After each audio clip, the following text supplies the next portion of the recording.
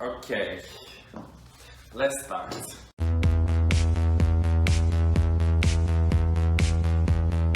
Hello sniffers, I am Edith and you're watching Eau de Cologne, the channel where we smell and educate our noses.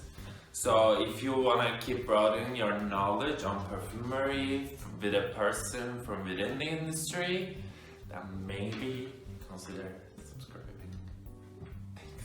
So today we're going to be going back to basics because I want my channel to be like a library of information for perfumery so people can just come in and check. Today I'm going to talk to you about concentrations of perfumes, fragrances.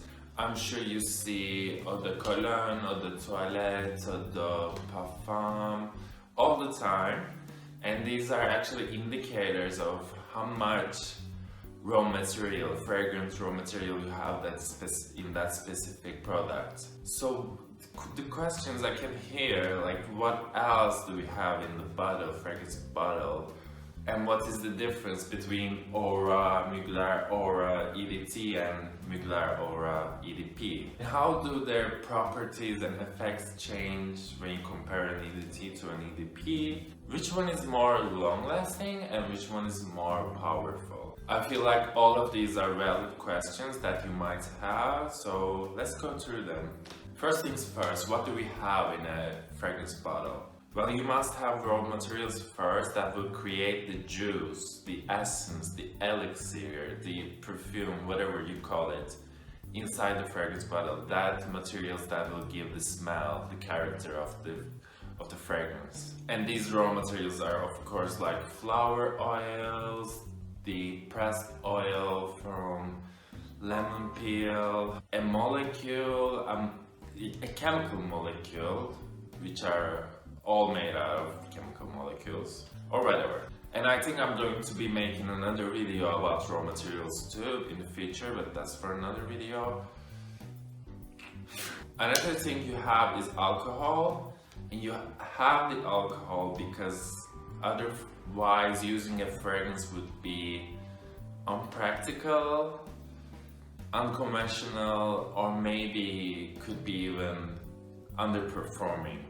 Use the alcohol to dissolve and like dilute the raw materials you have and kind of in a way make them blend with each other, make love to each other.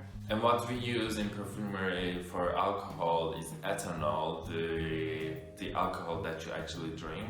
We can say it's like the safest alcohol. Also you have a little bit of water and like some insignificant things that I won't be talking about because they're just there for legislation and taxation, etc. So if you divide the total amount of raw materials with total amount of raw materials plus the alcohol, you will get a percentage of fragrance raw material, the juice, the elixir of the fragrance. Okay, let's have an example.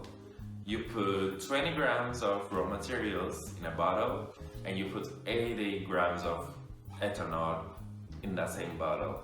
So what you will have is a 20% of fragrance raw material. And this percentage is exactly what gives us the Eau de Toilette, Eau de Parfum, whatever. These are the indicators. And here is a table that we can use to see which percentages might correlate to the name of the product. However, as you can see, this table is a bit vague. And that's because there are no strict rules or legislations on how you should specify the concentration in that specific product. So basically you can call your product whatever you want, or you can just prefer not to call it with any of this at all. But still, these names can be a tradition of perfumery and they can be a good indicator of what you're buying. So in this video, I'm just going to go over EDC, EDT, EDP. I'm not going to mention the others. Those are viable stuff as well. But we can understand what we're dealing with only these three. So let's start with Eau de Cologne. In Eau de Cologne, among the three, this is the one you have the most alcohol and it's like the most diluted. In Turkey, we call it cologne and we use it excessively, like we have an obsession or something. And the name actually comes from the German city Köln, and it symbolizes a traditional way of perfumery that is still here, still exists. It is traditionally mostly citrus oils that are very fresh and zesty, with some like aromatic plants like rosemary or lavender. But you can also put some like orange flower, some flowers if you feel fancy. So to me, Eau de Cologne is more like spray, spray, spray, sniff, sniff, sniff, and like, oh, nice, and then continue. And my most favorite usage of Eau de Cologne is right after I get out of shower. It's like you have that warm steam in the bathroom and you just spray all your naked body with your favorite Eau de Cologne, and it's like, you feel alive.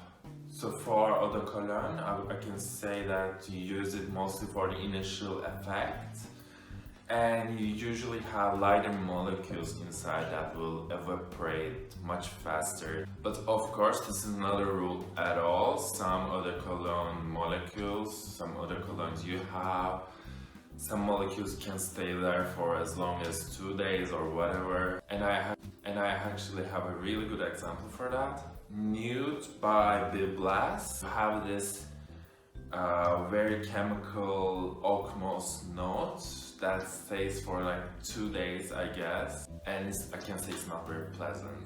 Yikes. Like personally, I don't want to have a note from Eau de Cologne staying for 2 days. So next we have EDT and EDP, and unlike EDC, these don't really have a clear definition or tradition or olfactive character, whatever, to them that we can actually separate them. So why exactly do we have EDT and EDP fragrances? And I think here we have to stop a bit and ask, how does the perfumer actually decide on the final percentage of their product?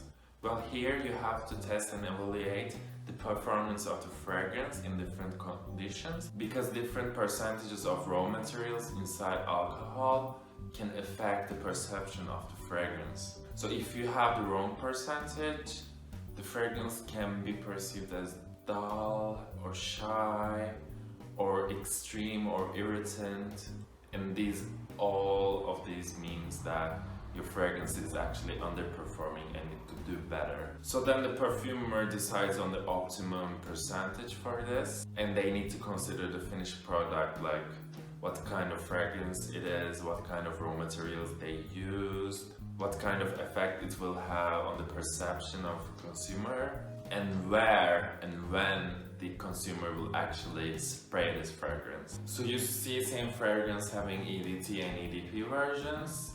These you usually have with designer fragrances or selective market fragrances. Here we can specify what differences we have. You most probably have a difference in percentage of fragrance raw materials, like I talked to you about. And in EDP version you will have more of the juice, which I think gives us the main reason for the price difference between them. But this difference doesn't have to be enormous at all. Maybe it could even be just like 2%. And essentially, and most probably, the two won't have the same exact formulation with their raw materials. There will be some adjustments because of the percentage difference to get the best effect out of the fragrance.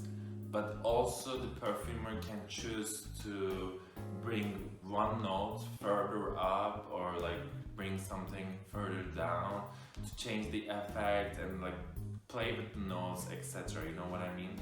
So most of the time I think we must and we better treat them as two separate fragrances, because when you smell and compare, you will surely notice the differences. And which one is going to be the long-lasting or powerful one, right? Well, these questions you cannot really answer. I'm sorry. because an EDT fragrance can be more long-lasting, more powerful than another EDP fragrance. Because the raw materials that you actually use in different fragrances. If you compose an EDT with much more long-lasting or powerful molecules in it, you could easily have an EDT that is more long-lasting or more powerful than an EDP. So at the end, having written EDT or EDP on a bottle shouldn't decide what you're going to purchase at the end of the day.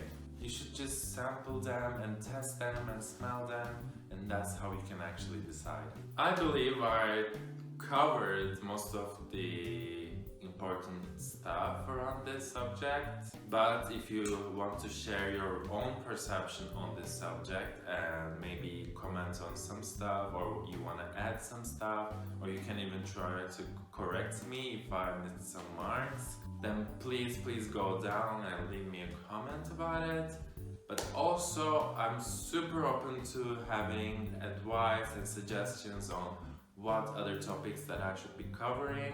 So until next time, it was so nice recording this video. Sniff a lot more, but trying not to be a pervert. And see you next time.